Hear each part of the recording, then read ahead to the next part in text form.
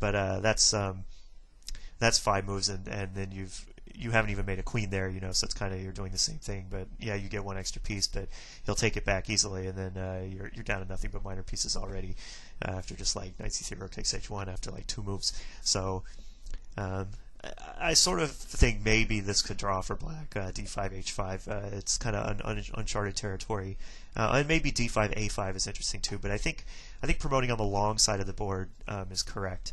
The kings generally wind up on the queen side, or because they take the queen back on d1 or d8. So this is really the side where the kings wind up, and this is the one where they don't. And promoting over here sort of feels more correct. So the main line of d4, I believe to be d5 c6. c6 is a very good move. It restricts white's options because it threatens this checkmate, the double checkmate. Whenever you move the c pawn, you threaten that. But it does something else. Now when white goes bishop f4, bishop c7, bishop d8, he's down a pawn. And you may not think this matters, but there's actually a lot of lines where this light squared bishop doesn't get taken. It sits there on a8 and comes back into the game at a later date. And having that extra piece on c6 actually matters. There's times you promote on h1, and white is slow to be able to play bishop takes h1, whereas in other lines with the c pawn gone, he just plays it in 2 moves. So that's actually relevant. And if white plays this idea instead, which is possible, then he's enabled certain series where black can play bishop a3, bishop b2, bishop a1, where he couldn't before, but he's just, white has made black so much faster that he gets an extra move, and that's enough to make those types of series playable. We've played both. Linneman and myself played 2 games in this, several games in this line, and we've tried both ideas, and so far black seems to be holding on. So this seems to be the drawing variation in progressive chess.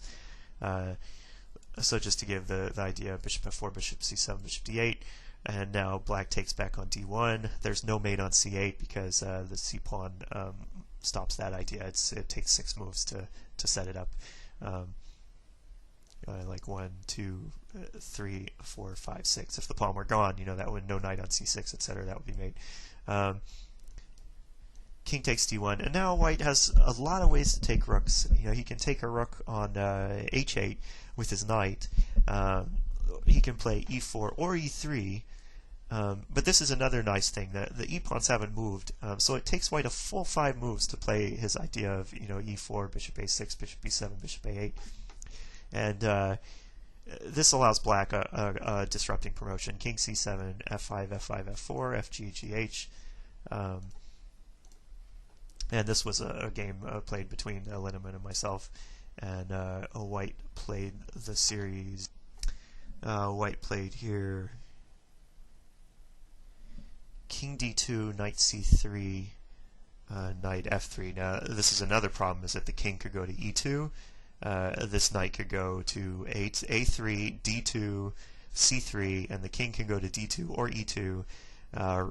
Although these will be consistent. The rook will take on h1 and the knight will take on h8. But there's a lot of permutations. It shows how you have to check an enormous number of permutations in every progressive chess series. And if even one works, then that changes the assessment of the line. But I think I looked at all of them and found it seemed like black was holding.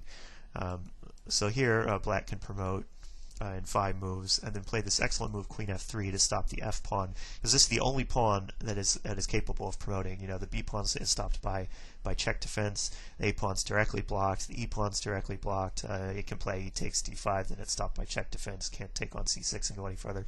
So queen f3 just slows slows white down, and buys time to draw. And then bishop g7, bishop takes h8. And the white is reduced to 2 minor pieces, and black has made a queen, so he should be holding here. So white played knight takes f3, that took 3 moves, and then knight takes b8, that took 6 moves, and now bishop takes d5, bishop takes g8, a4, and this looks really scary. It looks like white's completely winning, but then you remember that you have 10 moves and you don't resign. 1, 2, 3, 4, 5, 6, 7, 8, 9, 10, and we can see that this is absolutely impregnable. The bishop guards this formation. The king stops this, and white just marched his king up, king d5, king c6, king d7. This was probably the most restrictive draw possible. Bishop f7, e8 f7. I forget where, if he ended it on h5, I suppose. And black here has absolutely nothing. I mean, but white doesn't have anything either. I mean, black can move all day, and the bishop guard. So this just a extremely well played game, and shows progressive chess at the absolute highest level. The two of us are probably some of the best players in the world at this game. So this shows the level of chess there. And just to show one more example, d5 c6. These were games played in 2008. Bishop g5, bishop e7, bishop d8. If he tries this one, and again I was black in this game. King takes d1, e4. So it's the same idea, but with and here it turns out king c7 doesn't work because and I think though black might have drawing ideas in this line with bishop a3, bishop b2, but I found a promoting idea, and I think this is sufficient, which is just to put the king on d7 instead to stop the e pawn. So the difference here is that I'm down this e pawn, but my bishop has much better development. It's not stuffed. So white tried in this position, knight c3, king d2,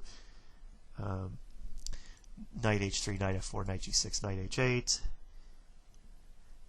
Rook h1, and said basically the idea here is that he thought the mobile e pawn might give him enough to win, but black again finds the drawing idea, and knight f6, knight g4, knight takes f2, knight takes h1. Here I draw without promoting, which because I had access to the bishop was already developed.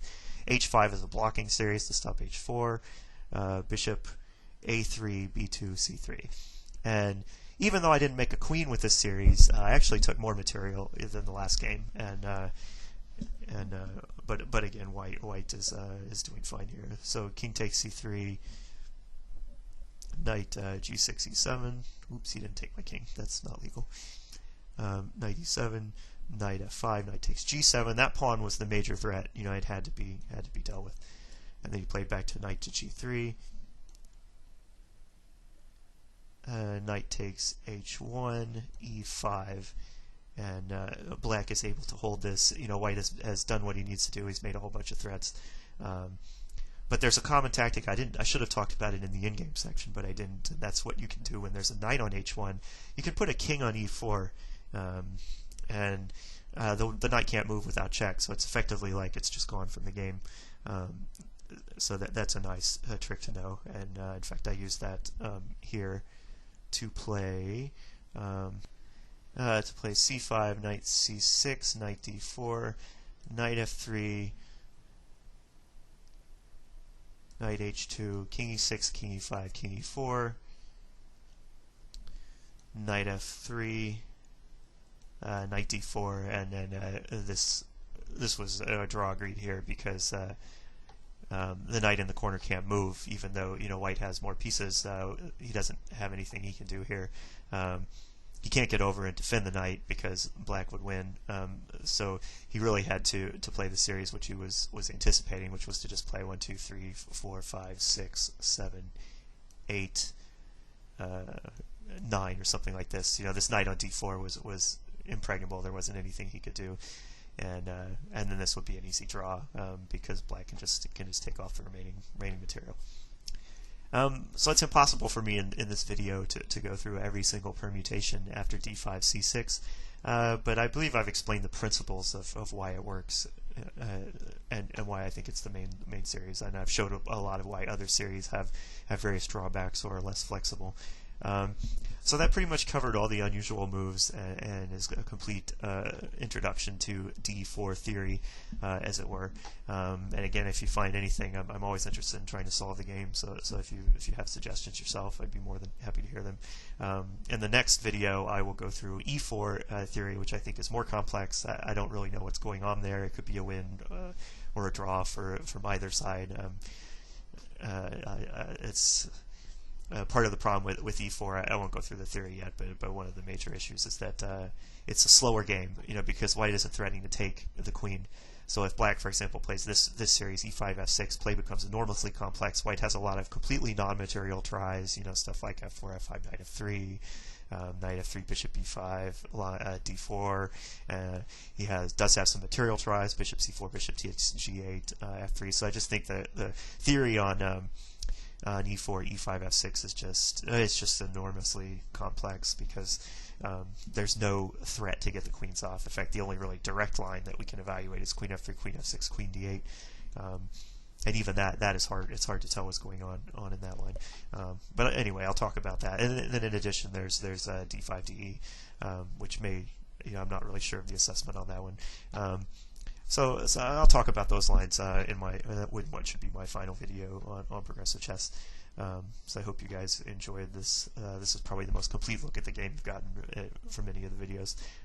But you should have all the tools necessary to understand what I was going through. So I hope you enjoyed this, and that's it.